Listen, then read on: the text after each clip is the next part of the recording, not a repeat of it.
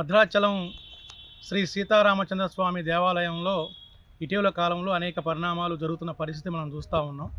ప్రధానంగా అర్చకులకు సంబంధించినటువంటి సమస్య కావచ్చు, అలాగే ఆ పరిపాలనా అధికారిగా ఉన్నటువంటి ఈవో గారికి అక్కడ ఉన్నటువంటి సిబ్బందికి మధ్య తగాదాలు కావచ్చు, అట్లాగే భద్రాద్రి రామాలయం అభివృద్ధి సంబంధించినటువంటి అంశాలు కావచ్చు, ఇవన్నీ కూడా ఇవాళ పెద్ద చర్చ జరుగుతున్నటువంటి పరిస్థితి మనం చూస్తున్నాం. ఈ తరుణంలోనే ప్రభుత్వం కూడా ఆలోచించాల్సింది ఏంటంటే, భద్రాచలం దేవస్థానానికి సంబంధించి పాలక మండలి లేకపోవటం ఈ పరిణామాలన్నింటికీ దారితీయడానికి కారణం అవుతున్నాయనేది మేము అభిప్రాయపడతా ఉన్నాం. తక్షణమే భద్రాచలం శ్రీ సీతారామచంద్ర స్వామి వారి ఆలయానికి పాలక మండలిని ఏర్పాటు చేయాలి అని సిపిఎం పార్టీగా మేము డిమాండ్ చేస్తూ ఉన్నాం. ఎందుకనంటే ఇవాళ అధికారులు కొంతమంది వారి యొక్క దీనికోసం ప్రయత్నాలు చేస్తున్నారు తప్ప అభివృద్ధి అనేటువంటి అంశాన్ని పక్కన పెట్టిన పరిస్థితి కనబడతా ఉంది. ఇవాళ అటు ప్రభుత్వానికి ఇటు రామాలయం అభివృద్ధికి సంబంధించి చర్చలు చేయాలన్నా మాట్లాడాలన్నా ఒక వారధిగా ఇవాళ ఈ పాలక మండలి సభ్యులు అనేవాళ్ళు ఉపయోగపడతారు. ఇటీవల కాలంలో కాంగ్రెస్ ప్రభుత్వం అధికారంలోకి వచ్చిన తర్వాత గతంలో బీఆర్ఎస్ ప్రభుత్వం విషయంలో అనేక సందర్భాల్లో ఇక్కడ ఉన్నటువంటి ప్రజలు కానివ్వండి, దేవస్థానానికి సంబంధించిన వాళ్ళు కానివ్వండి, అనేక మంది రాజకీయ పార్టీల వాళ్ళు కూడా అనేక సార్లు విన్నవించుకున్నారు ఈ పాలక మండలిని ఏర్పాటు చేయండి అని. కానీ బీఆర్ఎస్ ప్రభుత్వం పట్టించుకోలేదు. కాంగ్రెస్ ప్రభుత్వం వచ్చినటువంటి ఈ 18 నెలల కాలంలో కాంగ్రెస్ ప్రభుత్వం స్పష్టంగా చెప్పింది, మేము పాలక మండలిని ఏర్పాటు చేస్తున్నాము, పాలక మండలికి సంబంధించి ఎవరైతే ఇంట్రెస్ట్ ఉన్నారో వాళ్ళు దరఖాస్తులు చేసుకోండి అని చెప్పారు. దరఖాస్తులు కూడా స్వీకరించున్నారు.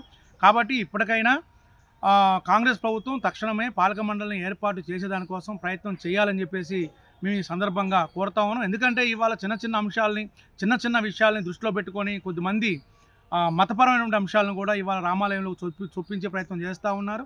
మత ఘర్షణలు రేకెత్తించేటువంటి ప్రయత్నాలు కూడా ఇవాళ జరుగుతూ ఉన్నాయి. వీటన్నిటికీ చెక్ పెట్టాలంటే ఖచ్చితంగా ఇక్కడ ఒక పాలక మండలి అవసరం అనేది కూడా ఇక్కడ అర్థమవుతా ఉంది. తక్షణమే భద్రాచలం దేవస్థానానికి సంబంధించిన పాలక మండలిని ఏర్పాటు చేయాలని చెప్పేసి సిపిఎం పార్టీగా మేము డిమాండ్ చేస్తున్నాము. భద్రాచలం జాతీయ పుణ్యక్షేత్రం దక్షిణ అయోధ్యగా పిలువబడుతోంది. ఇక్కడ సీతారామ ఆలయం ఉంది. ఇక్కడ ఈ ఆలయానికి కమిటీ లేకపోవటం వల్ల అంత ఇబ్బందికరంగా ఉంది. గతంలో వైఎస్ రాజశేఖర రెడ్డి గారు ముఖ్యమంత్రిగా ఉన్న టైంలో ఇక్కడ పాలక మండలి ఏర్పాటు జరిగింది. ఆ తర్వాత దాని పదవీ కాలం ముగిసిన తర్వాత అప్పటి నుండి ఇప్పటి వరకు ఇక్కడ రామాలయానికి పాలక మండలి లేకపోవటం అనేది దురదృష్టకరం. ఇప్పటికైనా రాష్ట్ర ప్రభుత్వం ఇక్కడ పాలక మండలి ఏర్పాటు చేయాలి. సేవా భావం అదేవిధంగా భక్తి ఉన్నటువంటి వ్యక్తులను ఇక్కడ కమిటీలో వేసి వారి ద్వారా కమిటీ ద్వారా పాలక మండలి ద్వారా రామాలయం అభివృద్ధికి కృషి చేయాలని చెప్పి మేము కోరుతా ఉన్నాం. ఎందుకంటే రాజకీయ పునరావాస వేదిక కాకుండా రాజకీయాలకు సంబంధం లేకుండా ఉన్నటువంటి వ్యక్తులతో ఇక్కడ కమిటీ వేయాలని చెప్పి తద్వారా ఈ యొక్క రామాలయం అభివృద్ధికి కృషి చేయాలని చెప్పి మేము కోరుతా ఉన్నాం. భద్రాచలం రామాలయం ఏమో తెలంగాణ భద్రాచలంలో ఉంది. దీనికి సంబంధించి సుమారు 900 ఎకరాలు అటు ఆంధ్ర పురుషోత్తపట్నంలో కలిశాయి. దీనివల్ల కూడా అనేక ఇబ్బందులు జరుగుతూ ఉన్నాయి. కాబట్టి ఈ సమస్యను కూడా పరిష్కరించాలని చెప్పి భద్రాచలం పట్టణ ప్రజల తరఫున మేము కోరుతా ఉన్నాం. దక్షిణ అయోధ్యగా పేరుగాంచినటువంటి భద్రాచలం రాముల వారి పుణ్యక్షేత్రం. ఈ క్షేత్రానికి దేశం నలుమూలల నుంచి అనేక మంది భక్తులు రోజు వస్తూ ఉంటారు. అలాగే దేశంలోని భక్తులే కాకుండా ప్రపంచం నుంచి కూడా వివిధ దేశాల నుంచి భక్తులు ప్రతిరోజు కూడా రాముల వారి దర్శనానికి వస్తూ ఉంటారు.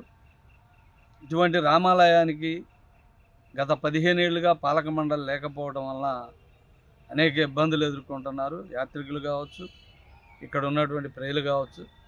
కారణం ఏంటంటే అప్పుడు ఆనాడు ఏదో కాంగ్రెస్ ప్రభుత్వం రాజశేఖర రెడ్డి గారు ఉన్నప్పుడు పాలక మండలి ఏర్పాటు చేశారు. ఆ తర్వాత తెలంగాణ 2014లో ప్రత్యేక తెలంగాణ వచ్చింది. ఆ వచ్చిన తర్వాత అయినా మన రాష్ట్రం మన నిధులు మన విధులు అని ఆ నినాదంతో అధికారంలో వచ్చినటువంటి టీఆర్ఎస్ ప్రభుత్వం కూడా గత 10 ఏళ్ళు వాళ్ళ అధికారంలో ఉండి ఏమాత్రం కూడా పాలక మండలి మీద శ్రద్ధ పెట్టలేదు. లేదు ఇప్పుడు మరలా కాంగ్రెస్ అధికారంలోకి వచ్చి సంవత్సరన్నర కాలం దాడుతున్న పరిస్థితి ఉంది. మొత్తంగా 15-16 ఏళ్ల నుంచి పాలక మండలి లేకపోవడం వల్ల ఇక్కడ రామాలయంలో ఏ అధికారులు వచ్చినా అధికారులదే పెత్తనం అవుతా ఉన్నది. వాళ్ళు చెప్పిందే వేదం, పాడిందే పాట కింద నడుస్తూ ఉంది. ఇక్కడ ఉన్నటువంటి ప్రజాప్రతినిధులను కూడా పట్టించుకునే పరిస్థితి అక్కడ ఉన్నటువంటి అధికారులు కనపడతలేదు.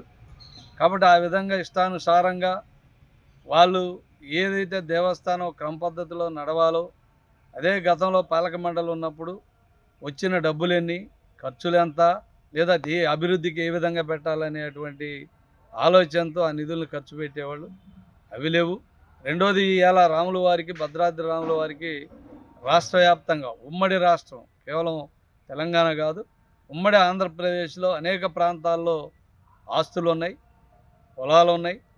కానీ అవన్నీ కూడా అన్యాక్రాంతమయ్యి కొంతమంది కబ్జాదారుల కోరల్లో చిక్కుకుపోయి వాళ్ళు అనుభవిస్తున్నారు తప్ప రాముల వారికి రూపాయి ఆదాయం వచ్చేటువంటి పరిస్థితి లేదు. ఇదే పాలక మండలి ఉంటే వాటన్నిటిని కూడా బయటికి తీసి ప్రభుత్వ సహకారంతో అవన్నీ కూడా హ్యాండ్ ఓవర్ చేసుకునేవాళ్ళు. ఆ విధంగా రామాలయానికి ఆదాయం పెరిగేది. కాబట్టి అటువంటి ఆదాయాలన్నీ పోతున్నాయి. ఈ దేవాలయం ఆస్తులన్నీ అన్యాక్రాంతం అవుతూ ఉన్నాయి. కాబట్టి అదే పాలక మండలి ఉంటే ఒక బాధ్యతగా, ప్రభుత్వానికి బాధ్యతగా చెప్పి ఆ విధంగా చేసే అవకాశం ఉంటుంది. కాబట్టి ఇప్పటికైనా సరే ప్రభుత్వం, మేము అన్నీ ఇప్పుడు పాలక మండలి వేయటానికి ఖర్చు లేదు, ఇది లేదు, కొంత నిరుద్యోగం కూడా తగ్గుద్ది.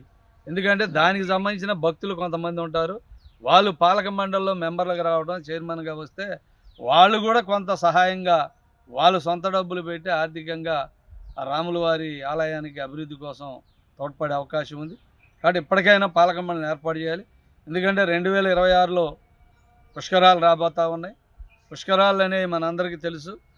దేశవ్యాప్తంగానే కాకుండా ప్రపంచవ్యాప్తంగా కూడా భద్రాద్రి గోదావరికి మరో పేరు గౌతమి నది పుష్కరాలు అంటే బాగా ప్రపంచవ్యాప్తంగా పేరుంది. కాబట్టి ఆ పుష్కరాలు జయప్రదం కావాలన్నా, లేదంటే ఇక్కడ రాముల వారి ఆస్తులు కాపాడబడాలన్నా, లేదంటే ఈ రామాలయం అభివృద్ధి కావాలన్నా తప్పనిసరిగా పాలక మండలి అనేది ఏర్పాటు చేయాల్సిన అవసరం ఉంది. కాబట్టి ఇప్పటికైనా కాంగ్రెస్ ప్రభుత్వం పునరాలోచన చేసి వెంటనే పాలక మండలిని ఏర్పాటు చేయాలని చెప్పేసి మేము డిమాండ్ చేస్తూ ఉన్నాం. ఇండియా పాకిస్తాన్ తాజా అప్డేట్స్ కోసం డౌన్లోడ్ చేసుకోండి RTV లైవ్ యాప్.